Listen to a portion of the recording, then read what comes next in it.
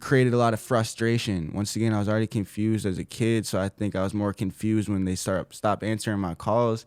But I realized I was asking them dumb questions. I was asking money for the wrong shit. I was not showing up to the right shit. You know what I'm saying? It's supposed to be a team. A record label is supposed to be a team. They're not your fucking slaves. They hate when you elevate. You're stacking up losses, I'm handing them out, yeah, I had to go delegate. It feel like I'm floating, I'm lost in the moment, I swear I could levitate. Yo, what's up, people? Welcome back to another episode of Express Yourself with your host, Sbpress. I am live in studio Mastermind Media. Thank you guys as always, and thank you guys for tuning in. But it's never about me. It's always about you guys. So today I'm sitting here with a certified gold artist. Yes, he's big time, living legend. Let's just go ahead and give some gold nuggets because we don't get flowers. They die. Ladies and gentlemen, let's welcome Mr. Joseph Black. What's happening? Hey, what's going on, bro? This is long overdue. This is long overdue. No. So let's just go ahead and get into it. Man. Let the ladies and gentlemen know where you're from originally, and then we'll get into the family upbringing. All right, cool. I'm from Duluth, Minnesota. If nobody knows where that is, it's in Minnesota. It's up north next to Canada. That's where I grew up. I grew up there for my whole life. I moved to California in 2020. Okay. 4 years ago now. Okay. And your family upbringing, what's that like? Mother, father, siblings? So it's pretty interesting, and I actually been talking about this a lot with my friends lately. I'll bring it all full circle. I rabbit hole. Bring it full circle. My upbringing, from my first 10 years, I spent a lot of time with my father. My parents divorced when I was 6. Okay. But my dad is a blue collar, live off the land. Really embraces my Native American heritage. You know what I'm saying? So I grew up in the country until I was like 10. Okay. The divorce and like the 50-50 custody got kind of messy around when I was like 10, 11 years old. So I moved with my mother. They had divorced, moved different places. She was living in the city. Okay. You know what I'm saying? Different change. Yeah. I don't remember if she was on welfare right away when I was 10. But that was like the type shit. Like, it's a story. I grew up in the country and then I moved to the hood. Okay. You know what I'm saying? To sum it up. Okay.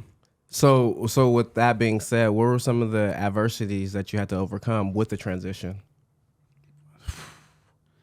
Because I'm sure battling between, the divorce with the parents, being very young, and still coming into who you are at a young age and understanding things, sure it could have played a factor into who you are today. These days, I do a lot of looking back on that and processing my childhood, right? So at the time, I might not have known, but I think I was really confused. I was confused, like, why? You know what I'm saying? I was confused on why, because I was short. I was always a really short kid, for one. I know way too much about that. You were the short guy? My last name is Shorts, unfortunately. So yeah, the Nair song, the Who Wears Short Shorts, all that scarred for life. But, okay. Yeah. I was confused why my parents separated. I remember asking my mom a lot, why can't y'all just be together? I asked my dad, like, why can't y'all be together? My brother, I have an older brother. He's 7.5 years older than me. He taught me like that X-rated, not like triple X-rated, but like the things about life, like that you don't learn till you're a teenager. He taught me that when I was really young, right? And I'm really blessed that he did, because I don't know who else would have taught me. So I got to have this wide open perspective on the world. So when I was treated a sort of way, it made me feel a sort of way. That adversities I faced was like wearing camouflage pants, but like being a skateboarder. You know what I mean? I know that way too well. So when I was at the high school with the rich kids who were playing hockey and whose parents were making hundreds of thousands of dollars a year or whatever the case was, right? And I couldn't afford to play sports, and I showed up to school with my skateboard and my jeans on, my camouflage shirt or whatever, you know what I'm saying? Because I'm still wearing clothes from my dad's house, but I'm living with my mom, you know what I'm saying? So the transition is pretty, People would, I got like picked on type shit, and I was a little kid. I have like little man syndrome. Maybe I did. I still haven't been able to process that part, but I was ready to fight anybody at all times, and I did. Hey, you have to earn your respect in certain circumstances in life, and that's what what it seems like you're telling us. And with that being said, based on that, at a young age, did you understand that music was a passion and a way for you to kind of get that outlet from these emotions that you're going through? When I was like 8 years old, right, like fresh out the divorce, I was my brother always would show me music, right? LimeWire, is that what it was, or LiveWire, right? The LimeWire days, LimeWire days, yeah. Yep, so, Napster, all that downloading illegally. Yeah, getting on my dad's. My dad's going to, what I know now, my dad's going to AA meetings, right? This is gonna come full circle later. My dad's going to AA meetings on Thursdays. Me and my brother are getting on LimeWire on the computer. He's showing me music. At the time, we're listening to like underground country music, if that makes sense. You know what I'm saying? Like the old school shit that no one's heard before, like the funny shit. And so I'd be and my dad had this 1/4 mile long driveway. Okay.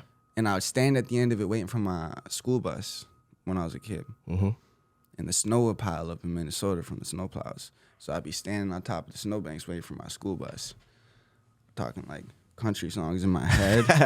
Giving a little performance to the neighbors and everything? No, I'm giving a performance to a stadium full of people in my mind. Whoa. I'm saying Manifesting it. Bro, I didn't even know what manifesting was. I knew what God was, but I didn't even know what I was doing, right? But when I look back now, I tell this story. Nate knows, any of my friends know, anyone who goes along with this journey with me knows, like, when they asked that question about the music, bro, I remember my brother showing me those country songs, and I felt like I was that guy. And I was selling out the stadiums, people crying with their lighters and their fucking candles, right?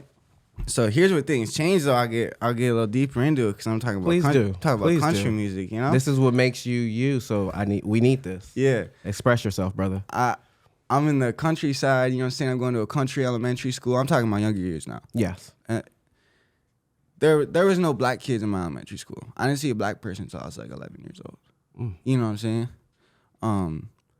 So there was not like rap music wasn't like a, you know what I'm saying? It wasn't a thing for you. Yeah, but my brother go to high school. He's 7.5 years older than me. My brother is hip. You know what I'm saying? So he's bringing that all home and introducing you to it. Bro, one day he bring home, he's like, yo. So he playing me some Lil Wayne, some Eminem, right? And like everything changed. Like my life changed. Cause then my brother starts teaching me about like what they're talking about in the songs. Cause at first it was country music. You know, this is love. This is baby making like, candles lit, hunting, fishing, cars, dogs. You know, what country music stuff. You know what I'm saying? Yes. And then rap music stuff is like, that's where I was talking earlier, like X-rated or, you know what I'm saying? So I'm like, what does that mean? I'm like, whoa.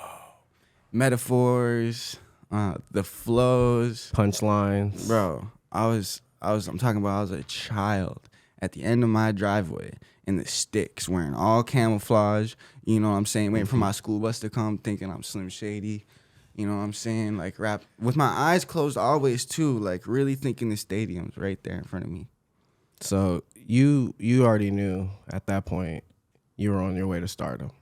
You were gonna be exactly what you wanted to be. Now, when did you come into the fashion of making the music? And when making this music, was a lot of the things that you were going through a part of your early introduction into making the music? I was 15 when I recorded my first song. The reason I did it was because my friends were like shooting us skateboarding on the cameras, on the video cameras, right? Using the video cameras, filming us skateboarding, just being hoodlums and shit. My one friend came up to me, he's like, I wrote a verse last night. And I was like, well, he's like, yeah. And he's like, spits it to me. He's just killing people, all sorts of shit in the song. Talking about shredding bodies up. And I was just like, damn, all right. And he's like, yeah, lay a verse. And I was like, all right. So I just wrote a verse. Because at the time we were just like freestyling shit. But then we kind of like sat there and thought, like, we've been sitting here editing videos in this out of Sony Vegas Pro. Oh, dang. Yeah. Way back. Yeah. So our homie Daniel was doing all the editing in Sony Vegas Pro. Daniel, his brother Al, doing all the editing. Jeffrey bring me this verse. I throw a verse on it, and we set the video camera up like right here on it's like one of them cameras. We set it. I remember it was like a T3i maybe, and we set it up. We had the mic on it. You know what I'm saying? I know exactly what you mean. And we spit the verses with the iPhone headphones in, with the beat plugged into our phone through YouTube, and bam, did that, and we dropped it all in the put it together. From there, we put it out, you know what I'm saying? Like kids in school get to talking, blah, blah, blah. I just remember I got gassed up. You know what After I'm the saying? first song, you already it was out there for the people to hear you, so you were able to get that response. Yeah, not that the response was necessarily positive, but there was like so much response for someone. I was like kind of invisible too, I guess. I didn't really put that as like an adversity, as I always kind of like felt like almost invisible. And when people did look at me, they're like, "Oh, you're so cute, you're so little cute boy," and I'm like, "Nah, I'm a grown man, bitch." You know? I don't even want to go into that because again, it goes back into being short. So I understand where you're coming from with that. Yeah. But so basically 15 was the first track that you pretty much recorded and it started off everything. So let's go into you venturing into the music industry and how that became a part of, you know, your journey. So what was your first glimpse and taste of the music industry? My first glimpse and taste of the music industry. This is an untold story, actually. Out of all the things I've talked about, You're hearing it first here. I think it was 2017. It might have been 2018. I was finally getting some money. You know what I'm saying? Doing some things for myself, moving around a little bit. I make my way out to Hollywood for the first time ever.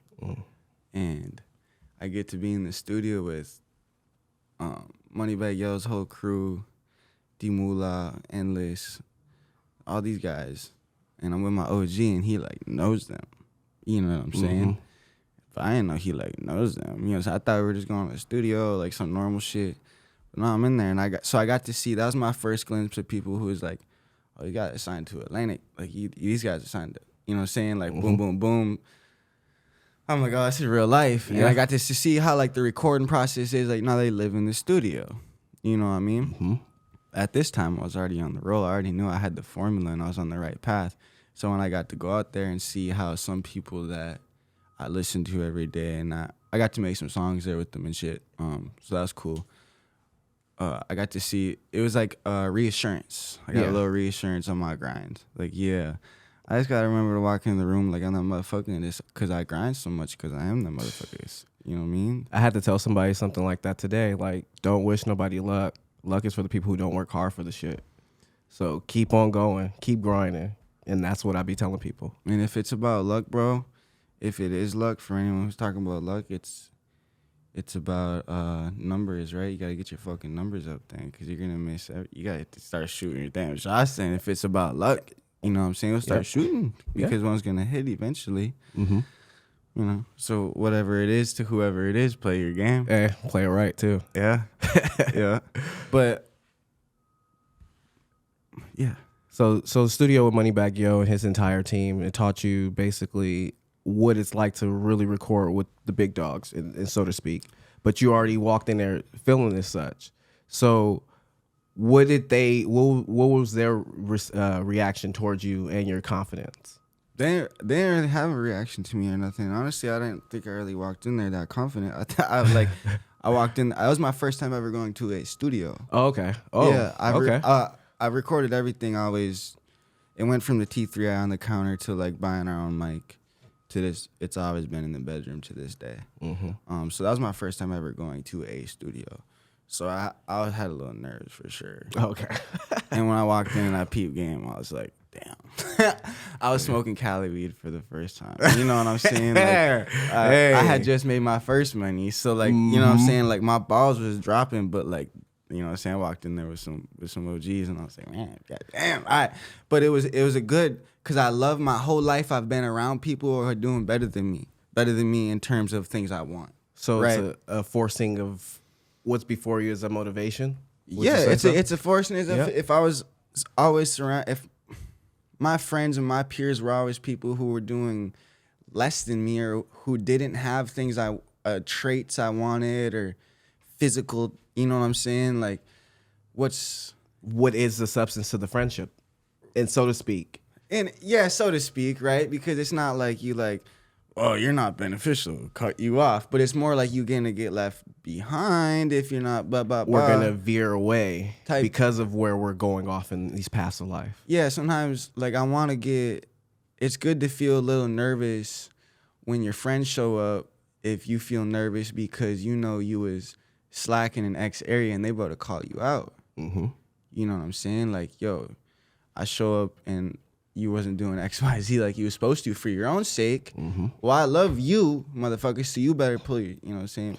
And I definitely can contest to that. Mark, who's off doing something, he calls me out on everything. And that's the reason why I don't even like to say I'm not a perfectionist at all, but there's a certain level of a piece of product that my name is attached to and how it should be presented out to the world. Yes. You know, so I have a lot of respect for your artistry and what you do, because I know it takes a big chunk of you to put that into music, to express yourself out to the world and stuff, and get them to really fully understand what you are expressing. So let's dive into the type of genre of music that you do make, for those who may not know, who definitely should know. What's your genre? What's your weight class, as we would say? I always just say rap music. Okay. When I get asked this, I just say I make rap music. I want to just show people right away. I hate disclaimers. I hate disclaimers. Like, I made a song today, guys, and everyone's like, "What kind of song?" It's like, wrong question. You know what I'm saying? It should have been, "Can we hear it?" Yes. You know what I'm saying? So it's rap music. Mm-hmm. You know, hip hop heads might be like, it's pop music. It's fine. It's whatever. Because truth is, I pull up, you know, and I be me, and I let it flow off me. I've made songs on country beats. I've done everything, top to bottom, and a lot of it hasn't been released, and it got deleted when I signed my first record deal. So I don't understand. I don't expect people to understand everything about me, but that's why I come here with you. You know what I'm saying? Yep. I can start telling like a little bit more of my story, and with that, I'm gonna drop all the music and stuff and make it all make sense. Well, I'm just gonna let you know this is gonna be a repeat. I will love to have you back here, Yeah, so we of can course. continue the part 2 of your story, because your story is not just in one telling, and it's a continuous thing, and a continuous thing that you're adding to. So, speaking of that, let the viewers and listeners know what type of music and how much of it should be expected now, because I know you got some stuff. You got a new video. You got it. I don't know if you want the world to know that it is freaking fire. We just also got a glimpse of some of your other music downstairs. No, thank you, dude. Like, that song that I honestly heard downstairs was a telling to me, and that's why I said, man, where was this song when I needed it? Where was this when I needed it? You know? So like, you definitely, I can say, have music that can reflect and help other people coast through pain and trauma. So who are your music influences, and where does that lead into your music? The first thing I thought of when you said that was NBA Youngboy and Eminem. And if I could really analyze where that comes from, inspiration, like where I draw inspiration from when I go to the studio, and I'd say those two. And I say Eminem cliche, probably like something to do with the white. But boom, we could do this face value, and I could give you some little answers. But I think it's they don't give a fuck. You know what I'm saying? Give a fuck, bro. Pick up that camera. Shoot me right now. Shoot me right now. I just made this song. It took me 20 minutes to make it. There's 8 billion people on the planet, so I'm just gonna love it. Yep. I love it. You know what I'm saying? And say some fuck shit, do some fuck shit. You know what I'm saying? Hey, whatever comes to mind at the time. Yeah, so when I watch them, and I think Youngboy too, the consistency, I was like, man, you know, like, what's an excuse? You know? There's none. But you also alluded to record deals. Let's talk about your first deal that you did sign and how that went. Who was the company that you first signed your deal with? My first record deal was with Capitol Records. Okay. And how did that experience change you? Yeah, exactly. It changed my life for sure. Well, all right, I don't want to give it that much credit. That song I played you downstairs, I Hope You Miss Me. When I made that song, that changed my life. That song went viral, you know.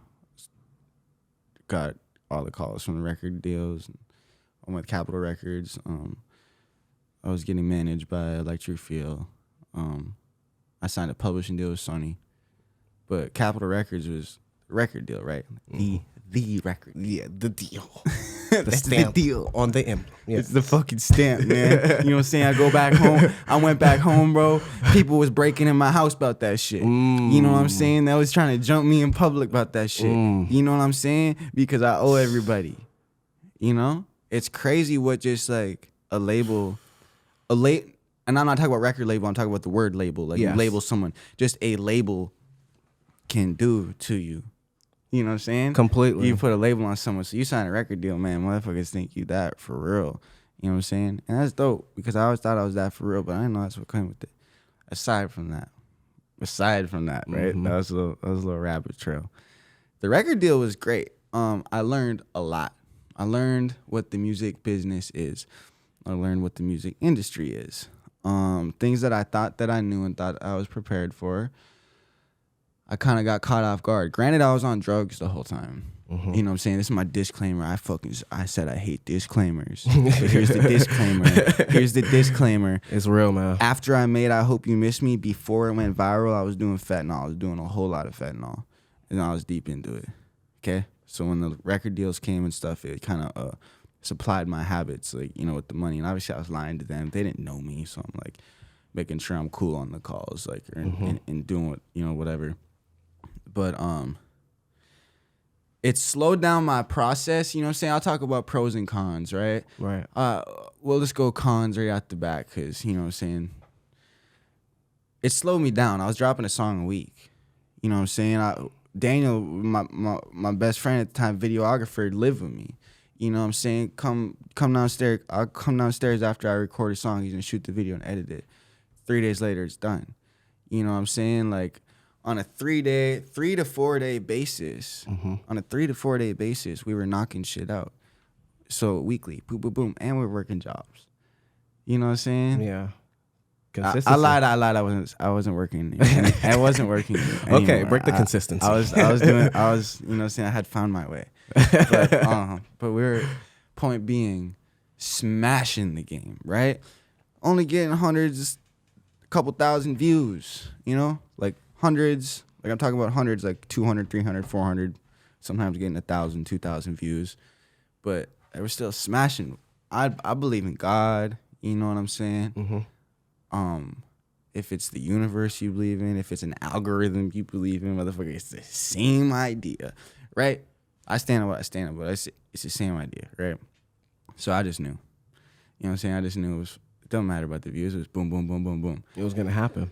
Yeah, so when I signed, it was kind of like, all right, we got to clear the beat. You know what I mean? Like whole process. We got to pay the engineer. We got to pay we got to do this. Got to mix and master. 9 months later, we dropped another song. 6 months later, we dropped another song. And God bless Capitol Records. Thank you very much. Always, once again, you know what I mean? Thank you. I say it a million times. They know I'm blessed. It's never negative feelings at all. I just look back now and I was like, I wish I wasn't on drugs. Shoulda, coulda, woulda. I could talk about that all day, right? But it just slowed me down a little bit, and then created a lot of frustration. Once again, I was already confused as a kid, so I think I was more confused when they stopped answering my calls. But I realized I was asking them dumb questions. I was asking money for the wrong shit. I was not showing up to the right shit. You know what I'm saying? It's supposed to be a team. A record label is supposed to be a team. They're not your fucking slaves. You're not their slave. Honestly, the artist is supposed to be the hardest worker. I was supposed to be the hardest worker, and they were supposed to be tools in my toolbox, you know? Right. Like the tools in the toolbox. Like I said, the deal, the stamp. Like, those were the tools. And as far as I had already made it with me, Nay, Daniel, everybody in the house, we had a house full of creatives smashing. I'm talking about smashing shit on a weekly basis. Me just being on drugs, going through the heartbreaking shit, signing the record deals, like, changed my life forever, you know? I can't change anything, and I don't think I would, because I learned so much, and I'm still with Sony, you know, and we talk a lot. Like, they're great, they're up to date. That's different though. It's a publishing deal. I'm not gonna dive into explain how that works, you know what I mean, but whatever. We're all good. People can Google it. Yeah, you know people can Google it. ChatGPT. ChatGPT. Yeah. But so now I'm more wise, man. And as it's on God's time. You know what I mean? Like I say I fumbled the bag. My friends, people around me say, nah, man, like the president got fired and you got dropped. Like, damn, boom. Like the facts, right? But I'm like, no, you don't understand how the algorithm works. Yeah. How God works. You know what I'm saying? I fumbled the bag. Let's be real. Because if I was fucking smashing like I was all them years prior, this what? Luck. We were talking about luck earlier, I think, before we started this. Yes. I didn't just get lucky. It's the thing about this. The Joseph Black story on the internet is kind of untold too. Is I Hope You Miss Me is like my first song that you can find, but when I released it, I had like 100 songs. I go on my SoundCloud right now. I can see all my unreleased tracks. Zing, just scrolling on that motherfucker, or my phone is. But it's they were all taken down because they suggested it was a good idea to only have one song up. To have my viral song up. Look at your reaction. So, this is everyone's reaction. Because I already understand, because it's like they're trying to force all the views just to one thing when there's so much versatility and so much more work to your artistry. That, oh yeah, I can see how you're sitting back because I'm saying which exact. So for me, I dabbled in doing artist development and managing artists. And I unfortunately came across the wrong end of the stick in the situation, getting scammed out of thousands of dollars and getting told that this is going to lead to this person and that person, and then this is going to be on the radio and stuff like that. And it did not go as it should have, even with contracts being involved in it. So let a lot of the people know at home what they should be actually aware of with the music industry. Seriously. This is crazy. We was just talking about this shit. There is going to be canon events. You know what a canon event is? Yes. There is going to be canon events that happen to you as an artist. I cannot tell you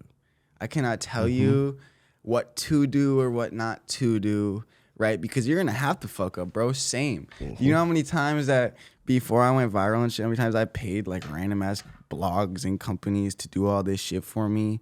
You know what I'm saying? And, you know, scams, bro. Bro, there's going to be canon events that you go through as an artist that you just can't avoid. You know what I'm saying? Go through the motions. Follow your gut. Your gut feeling. I don't think your gut's going to lie to you. I really don't think your gut lies to you. You're going to lie to your gut, and it's all going to fall apart. You know what I mean? Yep. Have some people around you who are smart, paying attention. Use the internet. Look things up. Look things up. Look things up. Google. ChatGPT, AI. We said it. Seriously. The ChatGPT. Spend your time. ChatGPT. Right? Get that sponsorship. We working on them. Bro. Look things up. I don't know what else to say, because I could say don't do all the things that I did and fucked up on. But who told me that? Because I ended up doing it, fucking up, and turned into who I am today. Right. Throw as many punches as you can. Dodge as many punches as you're getting thrown at. But if you get hit, don't be a bitch. Roll with the punches. Be a pussy. Yeah, you got to roll with the punches. Keep going. You got to keep going. There's nothing no one's going to tell you to get your ass there. You know, there's nothing in this podcast, and I'm going to say that's going to just... you know what I'm saying? There could be. You know what I'm saying? There could be something that lights that fire, flips that switch. But maybe this is it. What I'm saying right now is that you just got to go. You just got to go. Wayne Gretzky, before he started playing hockey, wasn't just like, you know what I'm saying? Like, I wonder if I shoot the puck at the net. And you know what I'm saying, bro? So he's from Minnesota, so just let y'all know. Yeah, and Wayne Gretzky had a famous quote: "You miss 100% of the shots you don't take." Yeah. So to bring it full circle, record labels, contracts, advice, bro, look things up. And if this isn't common sense already, get a lawyer. Just get a lawyer. Up. Get a lawyer. Hire your own lawyer. You know what I'm saying? Somebody don't call your record deal and be like, "Hey, you guys got a lawyer for me?" No, they're gonna appoint you to somebody who's gonna screw you over for them. So like, if that's the situation, yeah. And once again, I do not want to make this seem like pessimistic towards record deals or record labels. I am generally and Nate knows this, a very optimistic person. But when I am to give advice to another artist, it is my job to be pessimistic. But as the artist, it is our job to be so stupidly optimistic. Like, bro, I'll jump off the Eiffel Tower face fucking first and live. You know? Yeah. But if I'm giving you advice, bro, no, you're gonna die. You're gonna die. Brother, Don't do this. brother, you will die if you catch the COVID. You know what I'm saying? I feel it because a lot of people behind the scenes ask me on a regular basis, like, dude, like, what does it take to actually get a podcast going? What does it take? And, you know, I give the advice that of the journey that I experience. You know, I just tell them my story and my journey, and hopefully they can navigate throughout it to avoid the things that I did. So then they just have a more smoother road to the path that they're trying to get to. But it still is a bumpy ride, no matter what. You know, certain situations are always going to have speed bumps that your front wheels go over. Just got to get the back ones over and just keep on going. Leaves everything in your rearview mirror, so to speak, too. But also what I did bring you on for is I have a segment called Blast from the Past, where, you know, I throw up images of, you know, your past, present, possibly things that's going to happen in the future as well, or things that you can build off of and motivate others with too. Okay. So I love Queen this. behind the scenes. Express us this beautiful picture, man. Oh, this is great. Honestly, my brother just sent me this, and I haven't seen this since I was a kid. That is me and my mother, I believe. That might be my... If I would have connected this to the Wi-Fi prayer, I would have called my brother right now and fact check this. But that is my mother. Regardless if this is me or my brother. It looks like my brother. That's what I want to say, but we look alike. I don't know, but that is my mother. That's my beautiful mother. Yes, very long time ago. This is like a Polaroid picture or some shit. My brother snapped a picture with his Android. Sent it to me last night. Yeah. It's a great picture, man. I was able to snag this real quick. My mom looks great. Her hair looks great. It's crazy. For some reason, I remember that dog shed behind her. So many memories in one picture. Yeah, like, I don't know what's up with the dog shed. I remember that thing, which is so weird. Yeah. So much in one little picture, man. All right. Booyah. All right, I got a little more back on this. Mm-hmm. All right, so that's my brother. That's my brother right there. Is that a Dare shirt? That's a Dare shirt. Yes, it is, ladies and gentlemen. That's a Dare shirt. And look at my cow look. Look at my hair. Can we zoom in on that? So that's 5th grade. Yes. That was when I graduated 5th grade. Wearing a Dare shirt. You know, we had to do the Dare program. That was the day I graduated 5th grade. Like, my mom was like celebrating it. Like, oh my god, it's so good. I was like, yeah, me and my brother, low key, like we were like hoodlums. You know what I'm saying? Like, I was saying he's 7.5 years older than me. Like, he teach me what's up, and low key, I'm like the only kid my age who knows what's up about the grown up shit. You know what I mean? Wow, yeah, it's at my grandmother's house, who had passed away. Rest in peace. Rest in peace. Outside of a lavender tree. My mom loves lavender trees. They smell amazing. I think I've seen a few in California. I could be wrong. But lavender trees are cool. Yeah, man, that hairline. That's fucked. All right, so a little bit more on my... Man. I can't. What does this picture make you think of? Like, what can you visualize something from this picture? Graduating 5th grade, my grandmother's house, her hallway. My brother, it's my brother right here. Like, my brother tight. You know what I'm saying? Mm-hmm. That's my brother.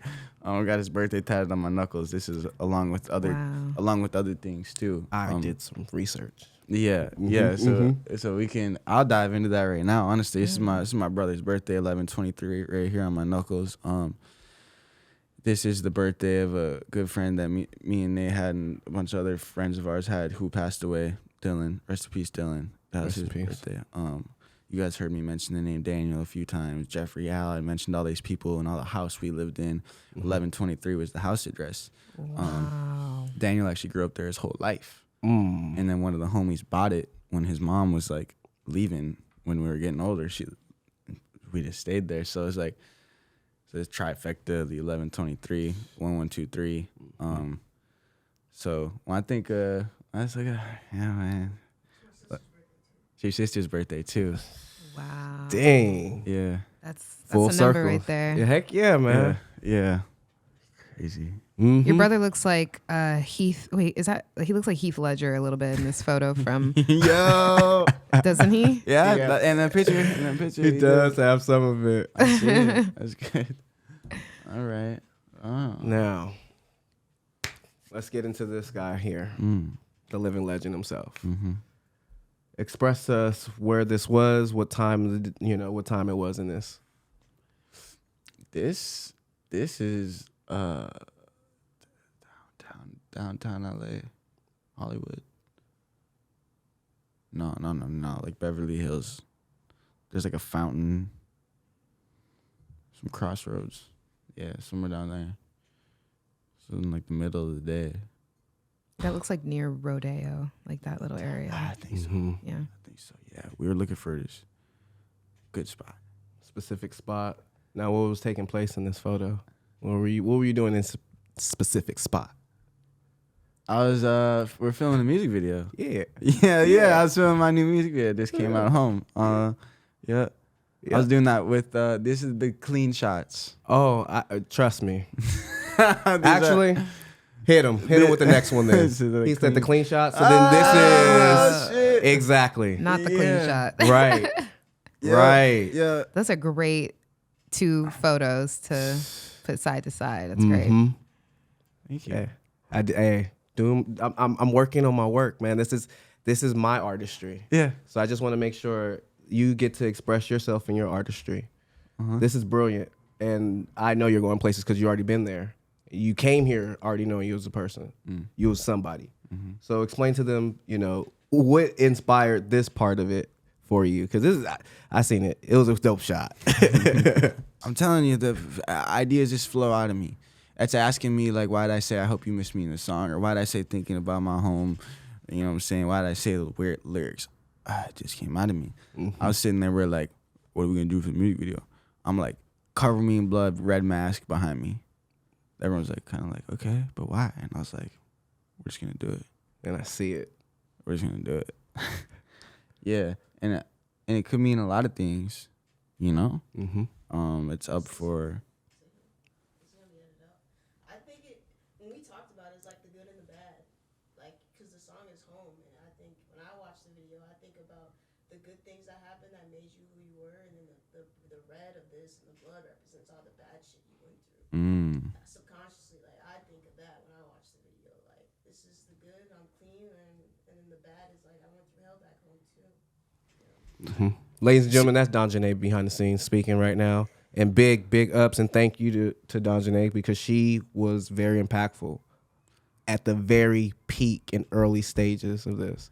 Yeah, I was peeking from the beginning. I just wanted to say, like, I'm actually super happy for her input, and I want to keep that in here because that's why you got to keep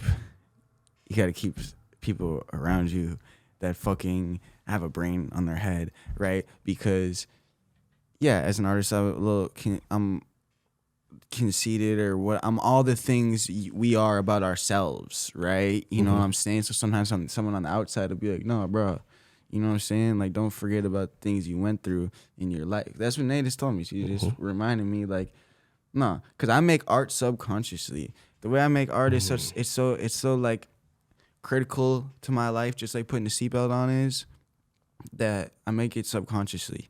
So I don't always have the answer. And that's why I love listening to my songs, and I love watching my videos. So I'm like, wow. I'm like, this is so relatable, but why? I saw that downstairs watching you watch the video. You were just in it like you were watching it for the first time. Because I think I'm learning a lot about myself as I grow up. I'm 25. I bury my traumas like fucking instantly. Traumas, whatever, like rough shit. I just bury it instantly. But when I'm in the studio, it's just like, well, that sound fucking. Let's put it all out there for everybody. Let's get butt naked for everyone. Oh, you know what I'm saying? That's what we do when we're making music and we're very vulnerable. When you're really being like vulnerable, right? So, yeah. What's this video about? Look, man, I always had like a demon on my back, but you could see me in this video at one point throwing up blood in the sink and the guy in the mask looking at me like shaking his head. You know what I'm saying? Cause, bro, like even the demon be mad at you. Whoever's in the red mask mad at you. But I was on drugs for a long time. I haven't mentioned yet in this podcast that I ended up getting sober. I was going to let that lead off with that. Yeah. Because that's the inspiration and that, the viewers and listeners need to hear and feel. Yeah. So this kind of does, like Nate said, shows the light in the dark of where I've been and how it was. Yeah. Boom. Damn. That's a dope. I That's mean, a you dope was shot. with the heavy That's a crazy hitter. shot right Mr. there. Scott Storch. I mean, come on. Explain to them this, man. This is amazing. I think I can confidently say Scott Storch is a homie. You know what I'm saying? Mm-hmm. I don't think he's gonna like answer me if I were to like FaceTime him right now or nothing. But Busy. yeah, type shit. But But he'll get back to you though. No. Yeah. I had a listening party for my album that was coming out in 2021. And yeah, Scott, Steve Lobel's his manager, who I'm signed to now, record label. Steve's the homie. Fact check. I can FaceTime him right now. He answers. It's a fucking legend, man. That's Scott Storch, bro. Yeah. If you guys don't know who Scott, I'm sorry. I'm It's trying. sad if y'all don't. I don't, and this is why I'm a fan of myself. And I don't say this in a way as like I'm looking in the mirror all day, or I like to go. I'm like, damn, like yeah. What can I say about this picture, bro? Scott Storch. Yeah, Scott Storch pulled up to my listening party, rocked out with me. Been to his house a few times. Fucking in Miami.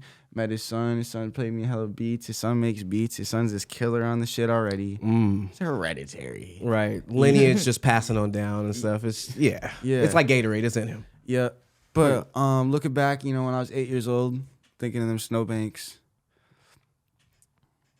Yeah, man, I've been made it a far way. Like, this is a fucking legend. This is like a hip hop legend. It's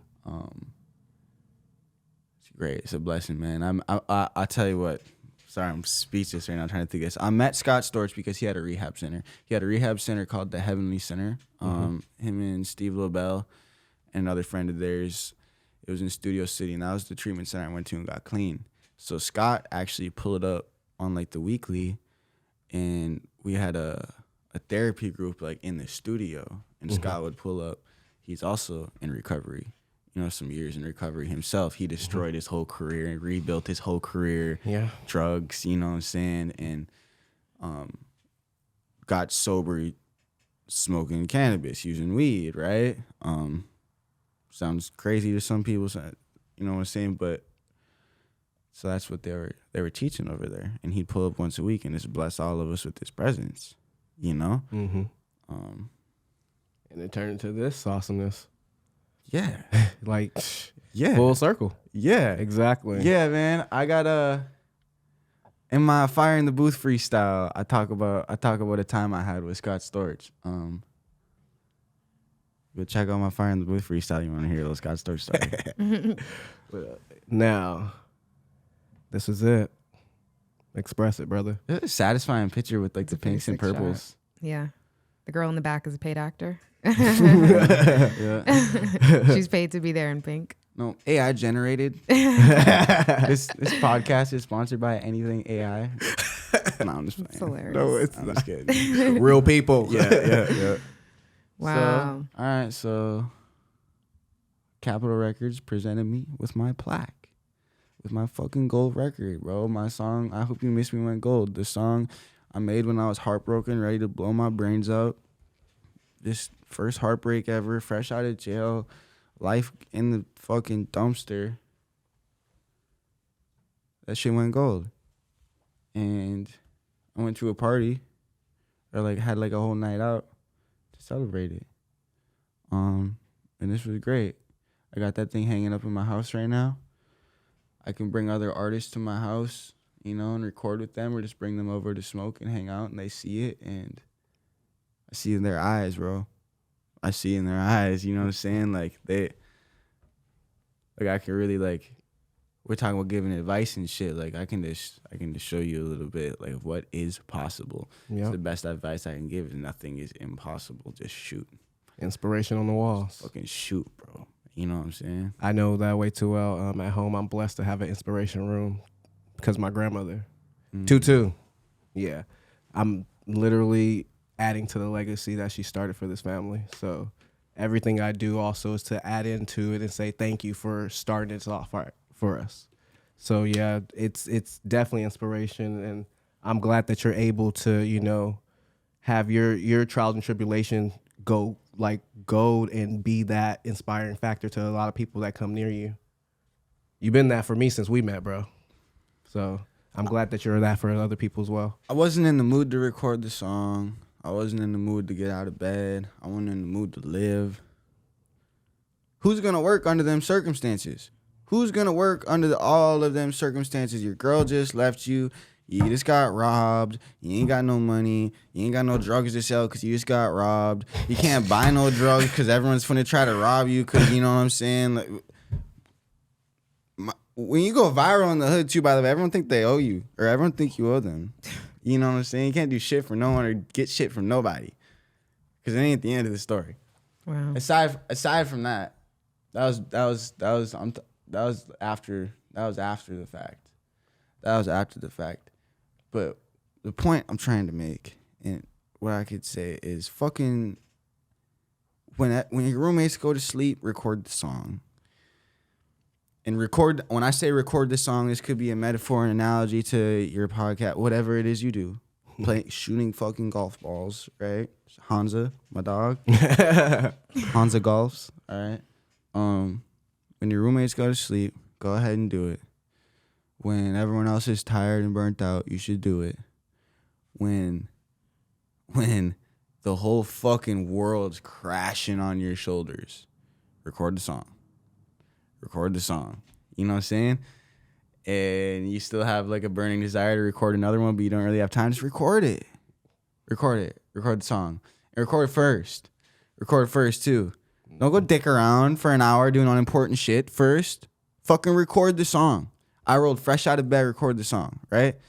And now you don't gotta listen to me because Joseph knows everything. He has one gold record out of hundreds and hundreds of songs he's made, right?